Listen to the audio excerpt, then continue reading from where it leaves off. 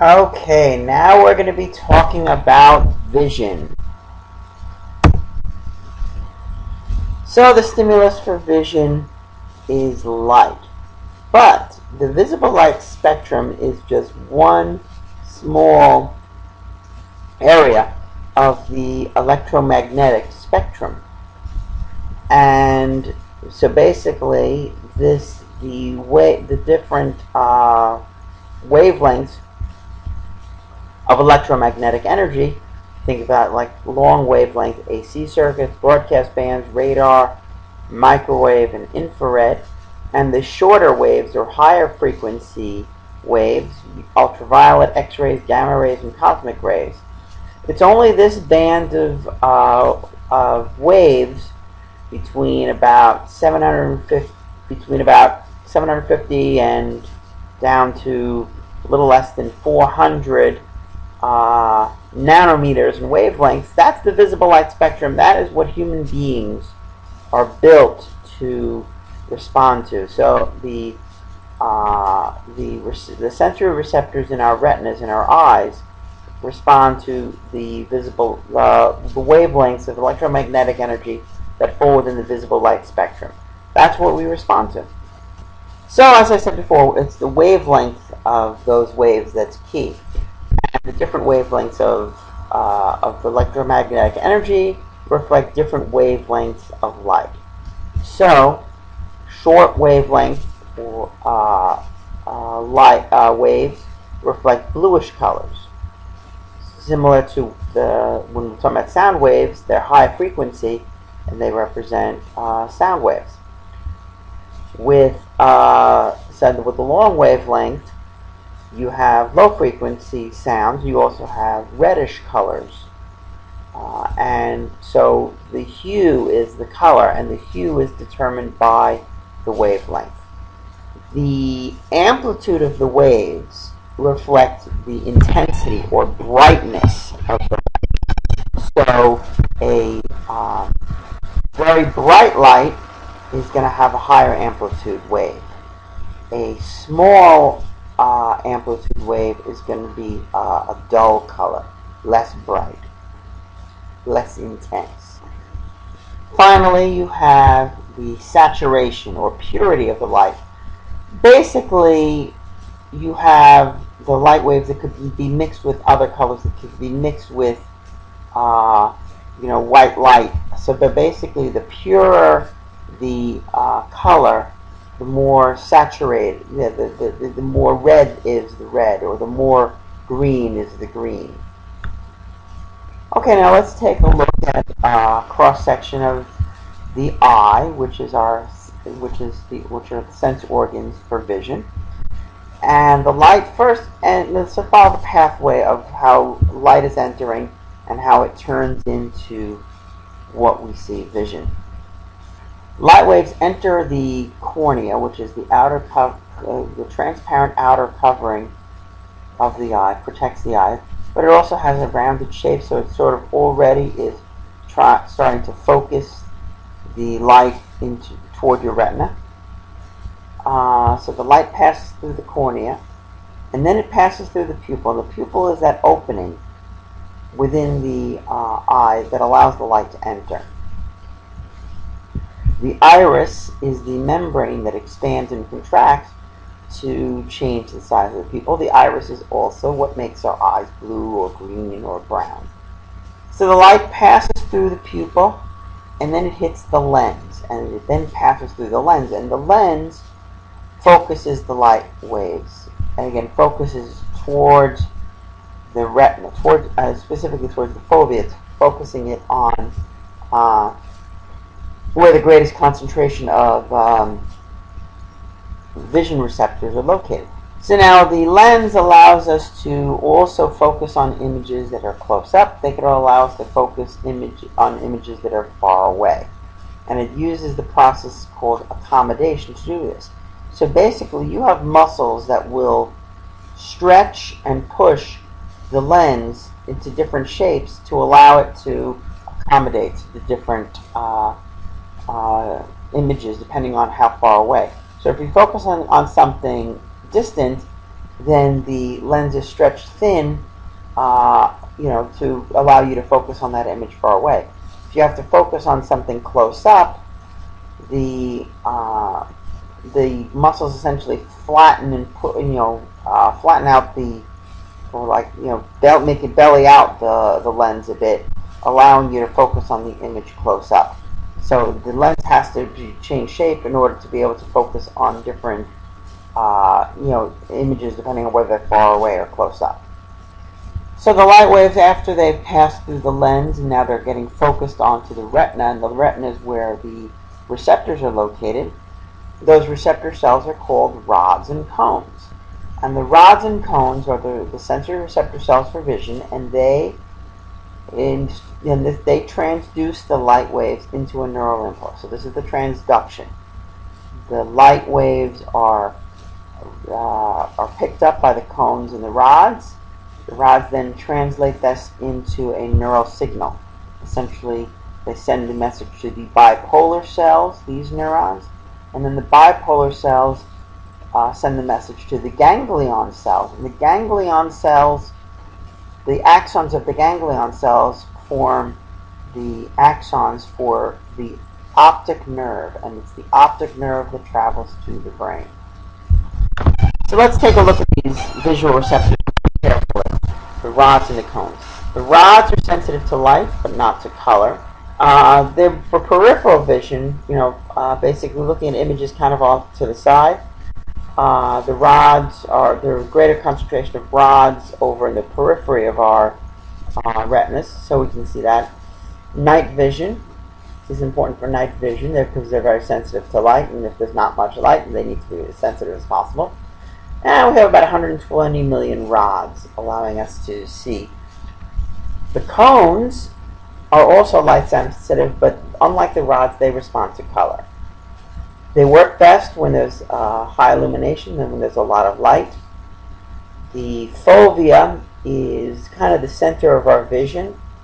If you're looking straight at something, the image is being focused onto the fovea, and that's where basically it's all cones over there. And there is where you're focusing really on what you're looking at. So if you really look for like high fine detail that you want to do, if you're doing something that you're changing the battery of your watch, let's say, you want to be focusing the image onto your fovea, where you really have the best vision and have plenty of light.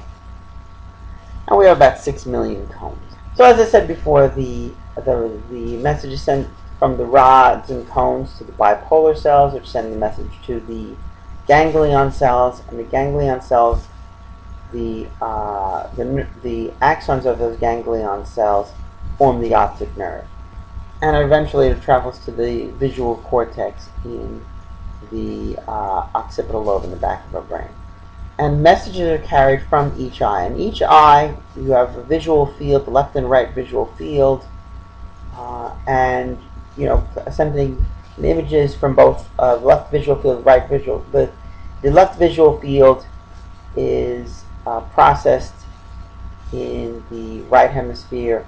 The left hemisphere processes images in the left visual field. So as I said before, the optic nerve carries the nerve impulses to the brain. The blind spot is the point at which the optic nerve leaves the eye. So basically, if you look here at this image of the eye, this is the point in the eye where the optic nerve is leaving the eye and heading to the brain. Interestingly enough, that's actually a blind spot. And it's a blind spot because there are no receptor cells. So basically, whenever we are looking out there, there's actually a spot in our visual field in which we are completely blind. However, we don't notice it because kind of our brain fills in the blanks. This is kind of where perception comes into play, where the brain is processing the image that we're seeing. Well, it takes that blind spot into account. We're not always walking around with like two black dots essentially in our visual field. But basically, that's something to consider. So, as we said before, that the left visual field is processed in the right hemisphere, and likewise, right visual field in the left hemisphere. Both eye, the left and the right eye, though, of course, are able to process images in the left and right. So, but it's all put together. And the thalamus is the area of the brain, that, remember, that sensory switchboard, which sends the information to the appropriate place. There's the retina, there's the optic nerve. There's the optic chiasm, where the nerve fibers from the left and right eye divide, sending messages to the appropriate place. There's the thalamus. And there's the visual cortex in the occipital lobe.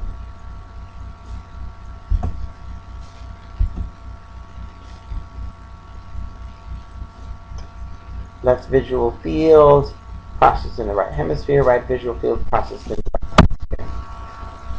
In our processing of vision, we also have what are called feature detectors in our visual cortex, essentially that specialize in processing different types of images, in processing based on size, based on shape, based on color, movement. And essentially, so we have a special tendency to pay attention to straight lines or curved lines or movement. So our brain is prepared for these kind of stimuli. And again, this kind of reflects also that top-down processing, where our brains are essentially wired to pick up on special kinds of shapes that we are dealing with here. So you have all of these different cells that are responding to different aspects of what we are seeing, the size, the shape, the color, and so forth. And the concept of parallel processing is essentially saying that this is all happening at the same time. So while you are processing object size, its shape, you're also processing its shape, it's also processing its colors, you're also processing its movement, or some combination of them all, and you're doing it all at the same time. You don't just do one and then the other. So this allows for speed of processing. And you're able to integrate all of these complex characteristics, the size and shape and whatnot, through a process called binding, which essentially integrates all of this so that we kind of recognize that we're seeing one object but seeing multiple aspects of it, putting it all together, integrating it to the one image that we may be seeing. So that would be the aspect of binding. So like when we were talking about hearing and why is it that we're able to hear sounds of different pitch, the question when it comes to vision, why is it that we're able to see different hues, different colors?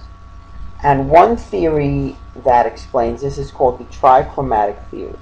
And it has to do with the idea that we have 3 different types of sensory receptors for 3 ranges of light wavelength, 3 ranges of colors. And so when we see different colors, we're sort of a different combination, different stimulation of each, of different proportions of different sets of receptors. So the idea that there are 3 different types of cones that respond to 3 different types of color. And supporting the trichromatic theory is the idea that there are some people who are colorblind, who basically may be blind to red or green colors, and that one or more of those particular types of cones appear to be inoperative. They are unable to respond to certain types of colors. So in this Ishihara test, if you are unable to see the numbers hidden in these patterns of dots, it might indicate you might be colorblind, specifically red-green colorblind. Another theory of vision that should explain how we see colors is the opponent process theory. And the opponent process theory is not, again, it takes a different point of view. The idea is that with the opponent process theory, when you're activating or stimulating one cone, it inhibits another one. So in other words, you're not able to activate both types of cones at once. So the idea is that, and one of the things that this theory explains are after images, how if you stimulate one color, an opposing color essentially is dormant. and when the stimulus is shut off, the dormant color resumes. So you have this opponent process. Well, the suggestion is that you can actually combine these two theories to give us some explanation of how we see in color. Are there three different types of cones? It appears that there are three different types of cones. However, these cones essentially operate on with opposing colors, red and green, yellow and blue, black and white. These are opposing colors. You can't really process both of those colors at the same time, in the same visual point. Okay, so they are essentially opposing colors. When you have cones that respond to red, so in other words, if you take a look at these three cones here, so like this green cone, let's say, this stimulates different types of neural activations.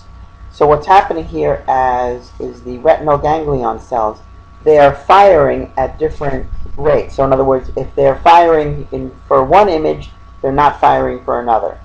So basically what happens is the opponent process is happening at the neural level rather than at the receptor level. So there are three different types of receptors, like trichromatic theory says, but the opponent process is actually happening when neurons are firing. So one set of neurons firing, another one is not. So it's the ganglion cells, those cells that essentially turn into the optic nerve, those are where you see the opposing process, the opponent process. And as I said, it's self-explained after images. So if you take a look at this picture and you stare at that white dot, and you keep staring at that dot, keep staring at that dot for as long as you can. Keep staring at it. Keep staring at it. Keep staring at it. Keep staring at it. Keep staring at it. Keep staring at it. Keep staring at it. Now, what do you see? You should have seen the American flag, and it has to do with the fact that these colors are opposing colors. So the green here becomes red, the black becomes white, the yellow becomes blue, and thus you see the American flag.